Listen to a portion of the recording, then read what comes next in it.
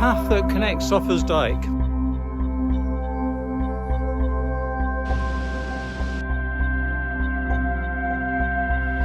Morning, folks.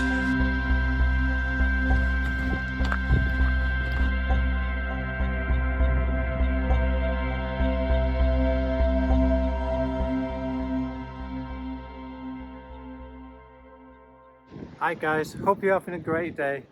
I'm here in sunny Preston in the middle of winter, near the Instagram moment of completing Offa's Dyke path, which is 177 miles long and about 28,000 feet of ascent, I believe. So I'll just show you around the Instagram moment and then I'll find somewhere a little bit more sheltered to speak to you.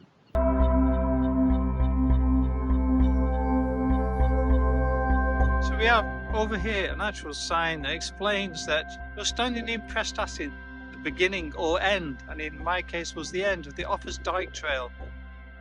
The walk links Prestatyn with Sedbury Cliffs in Chepstow, and this really follows the Welsh-English border all the way to Prestatyn. I've managed to find somewhere, I hope, out of the wind, and the purpose of this particular video is to give you some insight as to Offa's Dyke path, and hopefully enough tips and information that you'll have a successful completion. I've already mentioned it's 177 miles, 28,000 feet of ascent, and typically they advertise it as 10 to 14 days for completion. I actually did it in 10, and I think 10's pretty comfortable, but obviously you can take more time, but you probably do need to allow a day for the start and a day at the finish. Now at the start, generally they advertise it as the place of Chepstow where the main railway station is. But in actual fact, it's a place called Sedbury, which is where you go over a bridge, a main road bridge, out of Chepstow to Sedbury. And in fact, you're turning towards the River Wye and the estuary. I think it's the Bristol Channel estuary. And that's where Offa's Dyke starts. The problem you've got is that from Chepstow, you have to walk a mile and a half to get to the start. And it's through a housing estate. And then once you've got there, you have to walk back through the housing estate and carry on from that point onwards. Now, when I did my plan, what I actually did was I got to Chepstow by train round about lunchtime, and actually went and did that mile and a half, and then stopped overnight in a B&B, I think it was. And yeah, so you could claim it took me 10 days and about an hour on one day.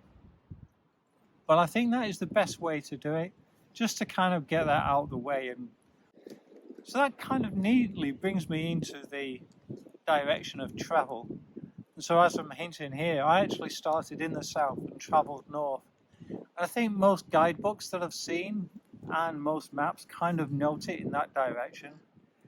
And there's a number of reasons. One is, almost like I've indicated, that kind of Instagram moment. It's fairly dull finish in the south. Whereas here, you actually do have like almost a dedicated area for your Instagram moment. And so I would choose it from that perspective. And in fact, when you're coming into Prestatyn, you're coming off the hills. And again, that's just more spectacular.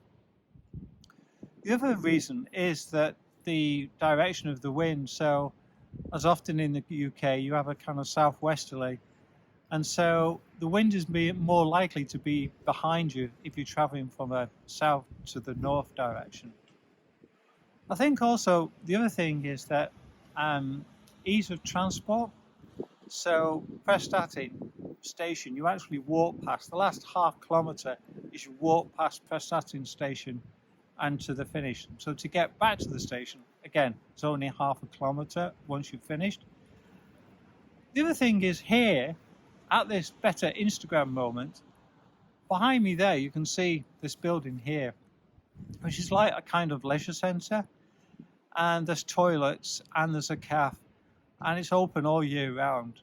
Whereas the finish, if you were in the south, yeah, would be fairly sad to say the least. So my advice, south to north, for the reasons I've just given. So what about weather on the trail? Well, the thing to bear in mind is the fact that you're going pretty high through a number of mountain ranges. Also the Shropshire Hills are pretty high as well. But then that is contrasted with the lowlands.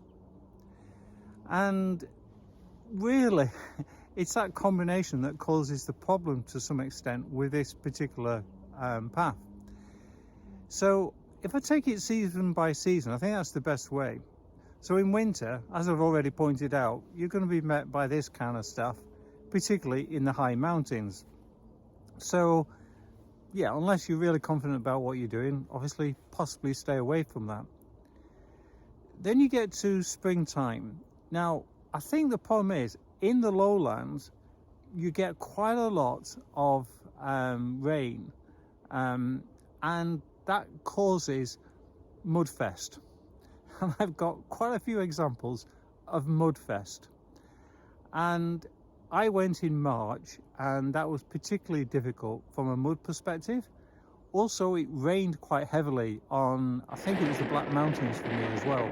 That is one of the other problems. You then get it obviously running off the mountains, and it's in the lowlands, and so you will get quite a bit of mud. You then need the end of springtime to dry up the trail. So I think April and May, potentially people might be tempted to go then, but I still think it'll be quite muddy. And in fact, it is quoted in a number of sources I looked at that June, July and August, so literally summer, is the best time to go because it will be dry and you won't have problems with mud, etc.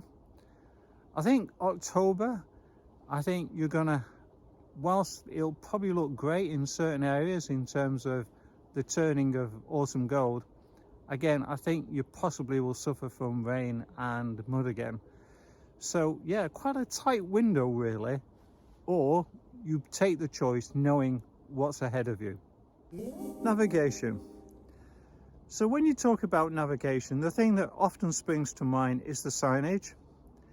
And when I was doing my research, quite a number of sites were talking about how good the signage actually was.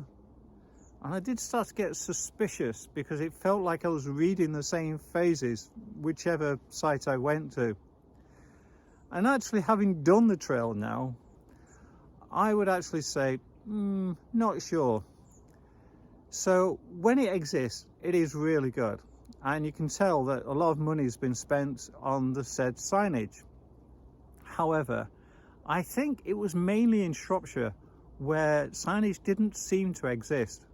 So I suspect that the signage gets done on a county by county basis. And like I say, I have a suspicion that Shropshire is a little bit lacking. Well, actually a lot lacking. However, there is one distinct advantage that Offa's Dyke obviously offers you, which is help with navigation. So there are 60 miles worth of the Offa's Dyke, and quite often you will come to a field and you're like, I wonder which way, and then of course you'll see a big mould of earthwork. So it's kind of, yep, that must be it, the trail must follow that way. There are a few times, I think, because of public rights of way where you're kind of guided away from it, but most of the time it's really helpful. Also, that's worth knowing is there's on some of the posts there's like information boards, very small information boards. So if you kind of see one of them in the distance, then you'll know, head to that board or place, and you're probably spot on with the path then. So yeah, quite a lot of help on the trail, except in Shropshire. So quite often when I do these trail reviews, I talk about water and resupply separately. But as it happens, there wasn't any separate water supplies. So I'm talking about the two things together. And therefore, I did actually buy a lot of the water when I was resupplying with food and other things. The thing that's worth being aware of is there's lots of towns and villages along the way that are easily accessible. And I'd say probably averaging between 10 and 20 miles, you can probably find your next resupply point, and hence water as well at the same time. There are a couple of places that get special mention for me. One of them was, I was impressed with the number of churches that were saying, please come in. One sticks out in mind particularly, which was St. Michael's, and they had a sign up, which I'll show you. And yeah, they were saying, not only can you get some water, put the kettle on if you want, toilets available, recharge your mobile phone, and yeah, there was a bin to get rid of my kind of rubbish that I needed to get rid of at that particular point. And I think there was other churches as well that offered the same, but they was very pointed in terms of saying it. Of course, you will need some loose change or cash to do your donation. I will show you a short sequence of a community shop and cafe that was really good. So as you see, I actually came away from the sea and the wind just to get some quiet. But interestingly, I keep struggling with now almost too much sun. And at one stage, misty breath was misting up my lens. So yeah, I can't win at the moment. Anyhow, enough of my troubles. So the next thing I want to talk about is accommodation. Now, when I was doing my research, it did seem that Offa's Dyke has got a reasonable reputation that you can do wild camping. And I must say, I did actually find that was the case. I didn't really struggle any night to find somewhere. And also, I didn't get the impression anyone particularly minded. You know, you can get a feel for that if you're used to wild camping. But no one paid me any attention. It was like it was the kind of norm. So I would feel confident from that point of view. Obviously, I realised that wild camping actually isn't for everybody. And I did get the impression from looking and doing some research that campsites probably appear at reasonable intervals. I think you might have to supplement that with maybe a couple of B&Bs, and there are one or two hostels around as well. The other thing, I do want to give a special call-out mention to Radnor camping site. That is about 10 minutes walk outside of Hay-on-Wye, and Hay-on-Wye is definitely worth spending time and walking around. And it's actually about 5 minutes from the actual trail, so yeah, dead easy. So who is this trail for? Well, in the UK we have lots of trails. They're about 100 miles in distance, and generally therefore they will take about a week to complete. This is for those who are looking for the next stage up. So with 177 miles, you can actually do this in a fortnight. And the great thing about this particular trail is, like I say, it's relatively easy from a navigation point of view, and it's the same from a wild camping point of view.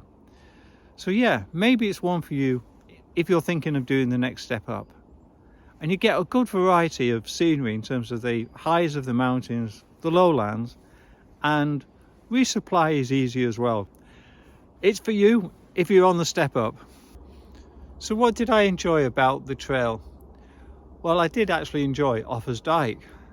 I appreciated the history, and I find it intriguing that we don't actually know too much about it.